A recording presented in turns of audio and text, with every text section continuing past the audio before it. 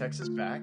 But I plan to make well over 1,000. I don't plan on going to sleep tonight. Probably go 71-68. UNC versus Kansas. Why did that get bring up? Why are we doing that? Woo-sooey, pig-sooey. I would disagree with the hot hand part because, like I said, Longhorns won 19 of their last 20. I hope it's not close. I hope Texas gets destroyed. I think because I would have San Diego State in this matchup, I have to go UConn. Texas friends, feel free to DM me on the Twitter, which you don't know, and that's for good reason. Hey y'all, my name is Riley Dutcher, and I'm smarter than all you guys because I won Outsiders Opinion's second bracket challenge. Now back to Austin and Kevin. What's up, y'all? Welcome to our NCAA Opinions of the Week. This is the East region, as we've talked about before multiple times, but I'll just give this as the intro again. There is a video for each region of us picking them. You can see it in this video. Make sure you're competing against this bracket for a chance to win a liner. So now let's get to the East. We've done the South. You can see it a little bit just because of how it is of what we did for the South region, but make sure to go to the video to see what we did. But Redemption Team, let's just get started as we have Duke facing AU or Mount, the 16 seed. Yeah, Mount St. Mary's has no chance. So. Yeah, Duke. Let's not waste any time. Okay. Now we go to Mississippi State versus Baylor, an 8 and 9 seed. Do you want me to go first, Jake? No, yeah, you can go first. The Big 12 isn't as good as it was the past couple of years. And while I like North Chatham-Mere and BJ Edgecombe, I'm going to go with Mississippi State. But both of these teams, like Jake and I discussed before this video, are basically the same team. Both of them underperformed. Both of them struggled against teams they probably should beat. And also beat some teams I didn't think they were going to beat. For example, in their last 10, Mississippi State beat A&M. That's pretty good. And then also Baylor beat a West Virginia team that probably should be in the tournament. They also had some good wins early in the year. But, I mean, Baylor struggled against Cincinnati. They lost to Colorado. They have some brutal losses in their last 10. I just think Mississippi State's just that touch better. But I can see it going either way. But I have Mississippi State winning. Our first disagreement of the day. I am going to go with Baylor. But you are right in the sense that both of these teams are hit or miss. You never know what you're going to get from them on a given night. The one thing I like about Baylor is how athletic their guards are and how good North Chatham-Mere is. And experience. Scott Drew has been here before. North Chatham-Mere has been here before. And solely for that reason, and because North Chatham-Mere is a double-double machine who is going to own the paint against Mississippi State, I predict. I believe Baylor will win this one. All right, so it's time for me. And, I think we're not talking about overthinking it. We talked about Tom Izzo in the South region. I'm a huge fan of Scott Drew. I think he's a fantastic coach, so I'm choosing Baylor over Mississippi State. Okay. Now we go Oregon versus Liberty. And, of course, Oregon is another darling of Jake's. Yes. Oregon has a dear place in my heart. I love Dana Altman. I never, ever, ever bet against Dana Altman in the first round. Until now. Wow. Okay, I did not expect you to go against Oregon. That's wild. Oregon, as much as I love them, and I want them to win, because I love Dana and I love Oregon Ducks so much, and we've won 8 over their last 9. They haven't shot particularly well as of late. And Nate Biddle is kind of a spotty. I don't necessarily like him as much as your main big. I don't like that he tries to stretch the floor when he shoots like 32% from 3. There's just something. I love his interior play. I love that he gets boards, but he just seems a little uncoordinated sometimes. And what I love about Liberty is that they kind of ran through their conference tournament. And not only did they run through their conference tournament, over their last 4 games, you're not going to believe this. See if you can guess what they're shooting from 3 over their last 4 games. It's probably something crazy. I'll go 50%. I'll go something a little bit wild. Is it higher than that? You were close. It's 49%. Okay, so basically 50%. As a team, they are shooting 49% from 3 over their past 4 games. So this is a team that is actually hot at the right time. And when I see the way in which they move on offense, there's something that stuck out to me that I just looked at it and I was like, ooh, my Ducks might be in trouble. And we need a 12-5 upset. And there's plenty of 12-5 possible 12-5 upsets here. And for the record, I will say, if I get this wrong, I'm okay with it. Because I love Oregon so much. And as much as I want them to succeed,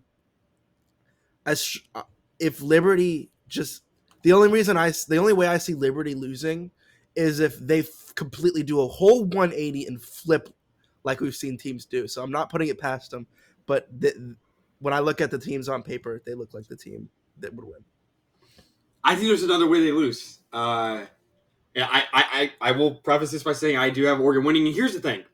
I don't see a world where Oregon gets blown out. Can we agree with that? There's no world where they lose by 10 plus. No. Right? I don't think it's going to happen.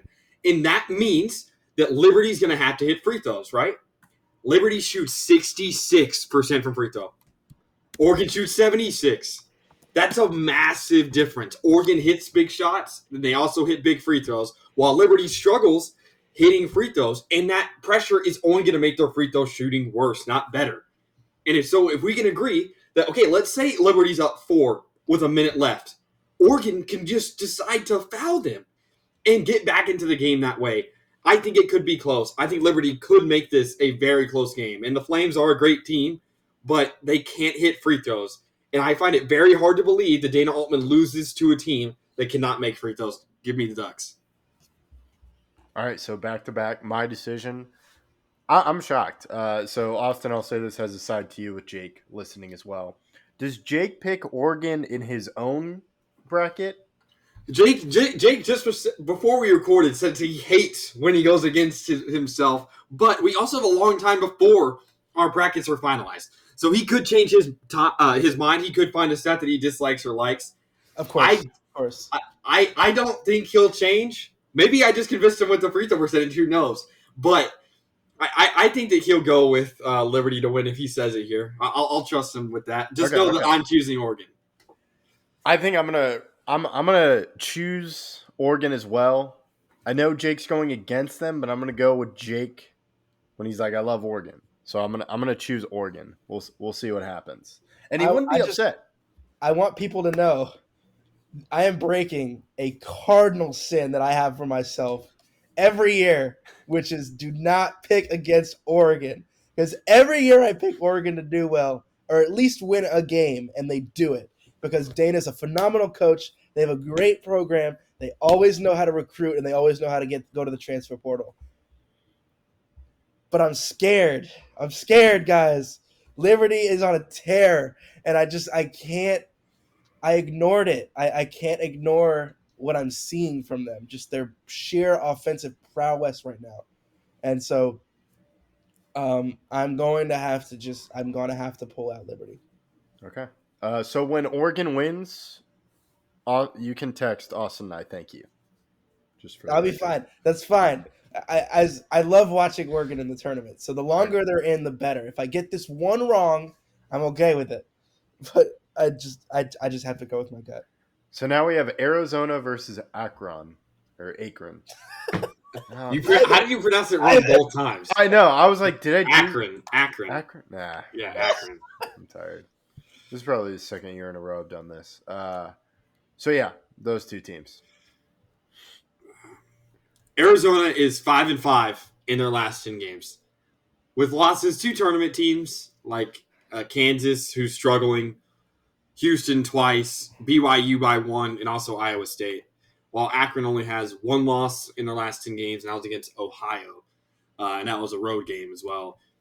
But the problem is Akron is the shortest team in the nation by a large margin. But they shoot well from the field. They shoot well from three. They shoot well from free throw. While Arizona is one of the best free throw shooting teams in the nation, also shoots 47% from the line. I'm going to take Arizona here. I think they have enough experience, but I've told you this, Jake, before. I have my doubts about Arizona as a team, and I don't know how long I'm going to have them in my bracket, but I will have them moving past Akron. I agree. Arizona also is one of the hotter teams right now. They went on a run, made the Big 12 tournament. I know the Big 12 wasn't as strong this year, but Caleb Love was on one hell of a tear, one heck of a tear, and he's just he's so hit or miss, and I don't like him as a shooter. He's very inefficient, but when he's hot, it's over for the other team. There's no way you can beat him. And Texas Tech still found a way to stay in the game. We'll get to Texas Tech later, but I think Arizona pulls it out. Okay. So now we go BYU versus VCU. Who wins? Oh, another tough one. I, along with some people, I don't know if we as the group did this, but last year I saw the way Mark Pope's offense at BYU moved, and with the depth that they had, and I picked them to go to the Sweet 16 at the very least. I don't know if I picked them to go to the Elite Eight or not, but they lost the first round to Duquesne. This team is better than they were last year. Oddly enough, without Jackson Robinson, and VCU is a tough opponent. VCU is a very, very tough opponent, but the way BYU is playing right now, I don't think I can fade the Cougars. We talk about getting hot at the right time, and that's what BYU has done. They're 9-1 in their last 10, and their only loss in their last 10 was their last game against Houston, at Houston. So I don't think BYU loses this game. I do really like VCU as a team, but BYU is so hot right now. They have a great coach. He's been done really well, and they've beat Iowa State twice in their last 5 games. Twice. They've beaten Kansas. They beat Arizona. They beat very good teams. They beat West Virginia, who probably should be in the tournament twice. So they have really good wins, and I am confident that BYU gets it done. All right. Now, who does BYU face? Wisconsin or Montana? Do you want me to start? I can go first. Montana is one of a couple teams in the country that shoots above 50% from the field. From the field. That is extremely impressive. And with that, they shoot 36% from three and 74% from the line, a very respectable 30 or 74%. They have their best player's first name, Kevin, is Money. Money Williams. That's so hard. That's such a good name, especially for the tournament. And that's a name that, like, I'm looking in a week from now, all the Money Williams in it. It's like I see the world where it happens. I see that. On the other hand, Wisconsin just went to the Big Ten championship game. They have, I mean, John Tonji is an amazing player who averages almost 20 points per game, and Wisconsin shoots 82.6% from the line while shooting 46% from the field and 36% from three. This is really tough. Jake, I'll let you go first with your pick, but I can see this. This is one of the closer 14-3 matchups. This is going to give people a huge scare. People in the first half of this game are going to be watching like, oh my God, my bracket's busted. Because they just saw the fact that Wisconsin kind of has a deep team. As much as I like to hate on Wisconsin, I can't this year. They have a great number one guy in John Tonji. They have guys who can shoot a three. And they're, like you said, they're very good from the free throw line, and they can play some good defense when the time allows. So people are going to pick Wisconsin to go far in this tournament. And this game is going to scare the crap out of them. Because, like you said, Montana is a phenomenal shooting team. And Wisconsin is not a great defensive team. So it's going to take Wisconsin out shooting Montana to win this game. I still think Wisconsin will do it. So I'm picking Wisconsin. However, this game is going to scare some people. Yeah, I think I've just convinced myself that I'm going to go Montana here just to give Kevin the chance to pick the upset. If you don't want to, that's fine. I just can't get the picture of Money Williams on March Madness Sunday out of my head now. It's the perfect story. It's the perfect March Madness story. It happens every year. There's always one, and very easy to be. And just to play devil's advocate even more, Montana is 9-1 in the last 10, and their only loss came in overtime on the road. They really did walk through their conference tournament. And Northern Colorado was kind of close, but I mean they blew out the rest of their games. And I mean, if there's a team to do it, I mean a team that shoots over 50% from the field is one that I would be at least somewhat confident in. Yeah, and you talk about shooting 50% from the field, and Jake, you were talking about it could be a shooting match. Why not give the edge to a team that's shooting 50% from the field? So I am going with the upset. I'm rooting for the money edits. I have Montana advancing and facing BYU. Now we're going to St. Mary's versus Vanderbilt. And I'm just going to say I'm on the agenda of the SEC is overrated. I know I said it in the South Region video. Only 2 teams not making it. That's pretty wild to me of just like that level. 14 out of 16 teams in the SEC. I know, of course, Auburn and Bama too, but some of the lower level SEC teams, I would have liked a different team to do that. So I'm going to pick St. Mary's. Yeah, I'll take this one, Austin. I hate Vanderbilt. I don't. St. Mary's may win this game by 20. I think St. Mary's is really good. I don't think it's a SEC. It's not an SEC bias thing to say or anything like that. St. Mary's is legitimately one of the best 7. It's probably my favorite. I think the best 7 seed. Let me just check that. No, yeah, 100%. They're easily the best 7 seed. It's not even close. The rest of the 7 seeds are kind of bad, but they're extremely good. I think St. Mary's can win this game by 20. They oh my god.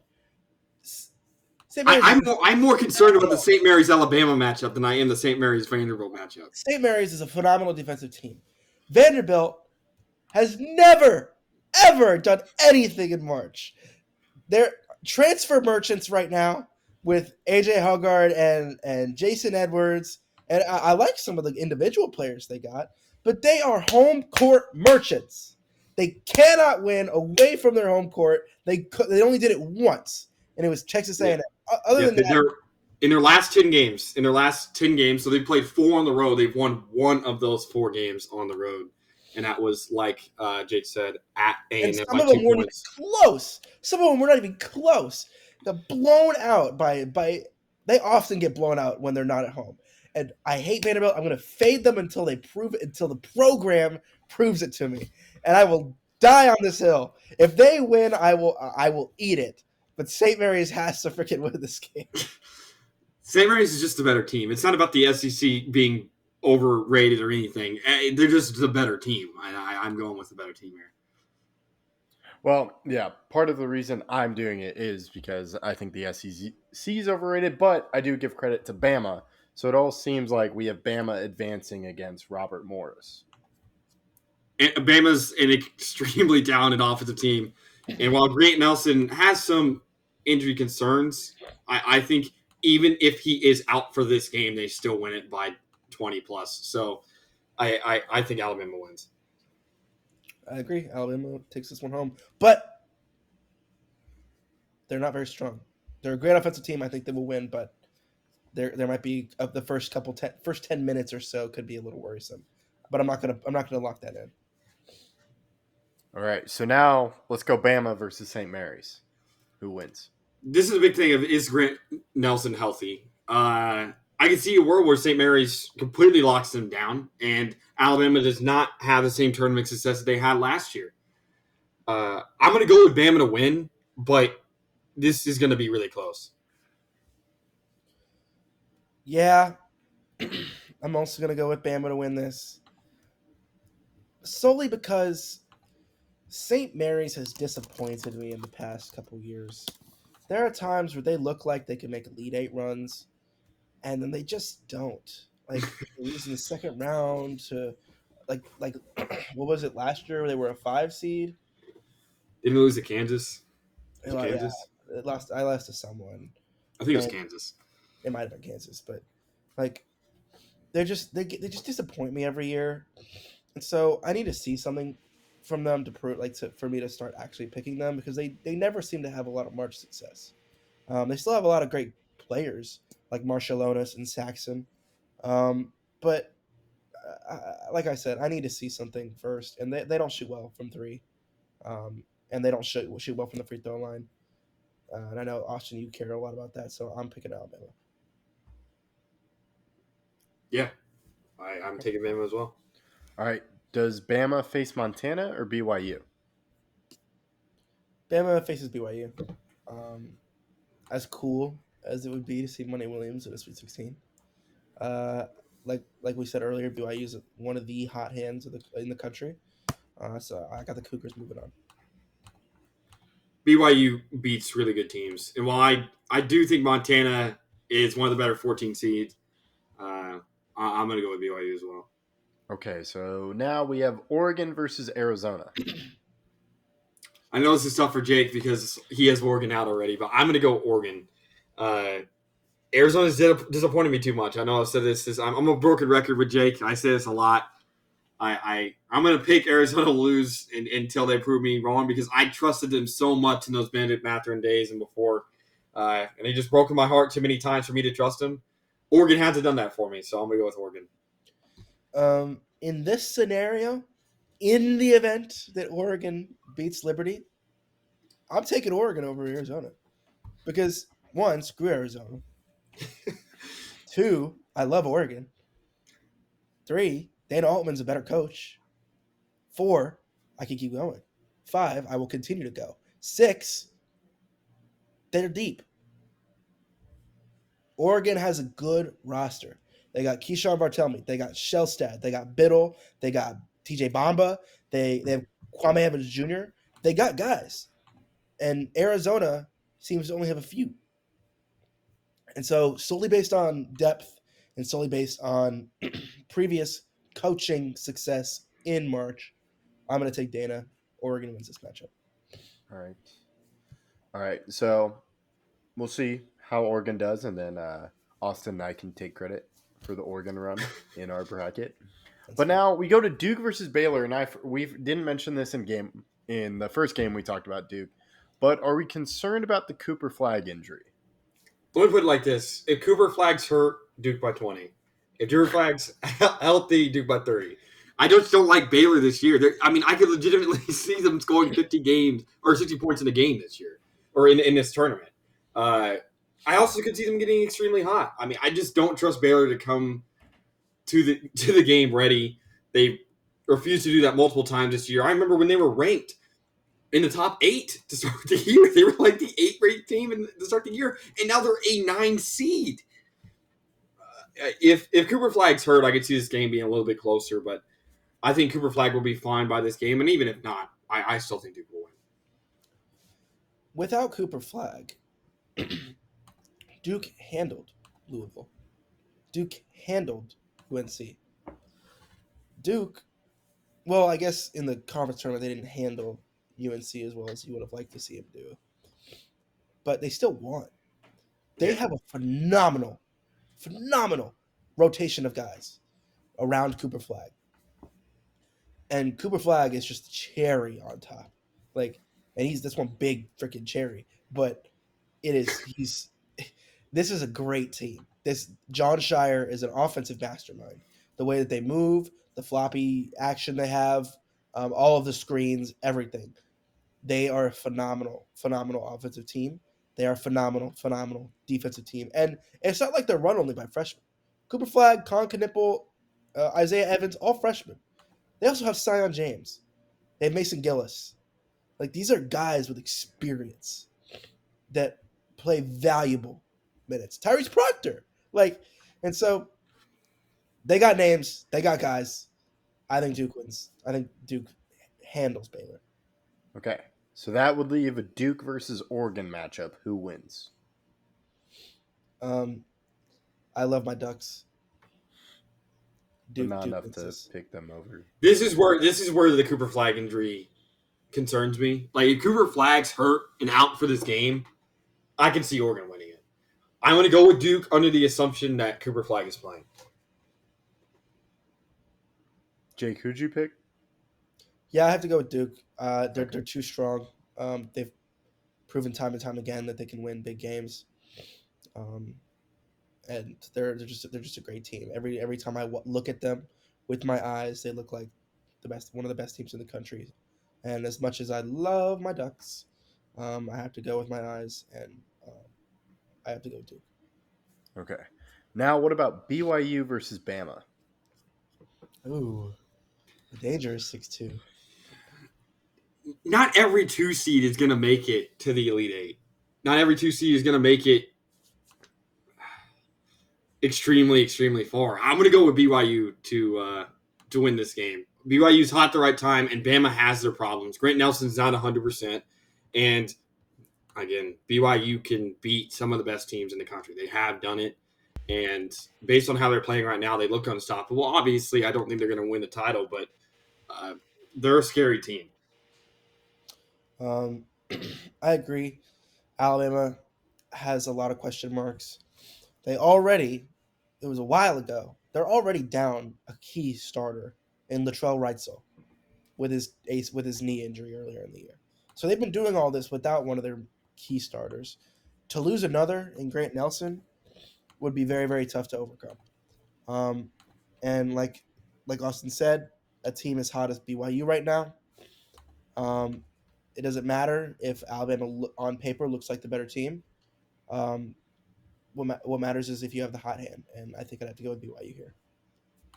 All right. Does that hot hand allow them to get past Duke to make a Final Four run? Not a Cooper Flag swing. No, I agree. Okay. I still even without Cooper Flag, I still think Duke has the chops to beat BYU.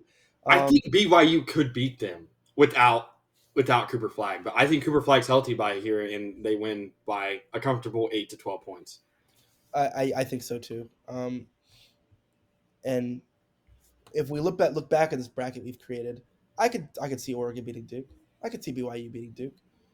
I don't see Duke losing to Oregon and BYU. Do you know what I mean? Yeah, that's a great way to put it. All right. Well, so that's the end of the East region. So we different regions are published out throughout today. Then there will be a Final Four with our champion. So choose how you want. You can do East and South. Let us know your thoughts in the comments. We appreciate you listening, and make sure you're watching out for other ones. Thank you for listening to Outsiders Opinions.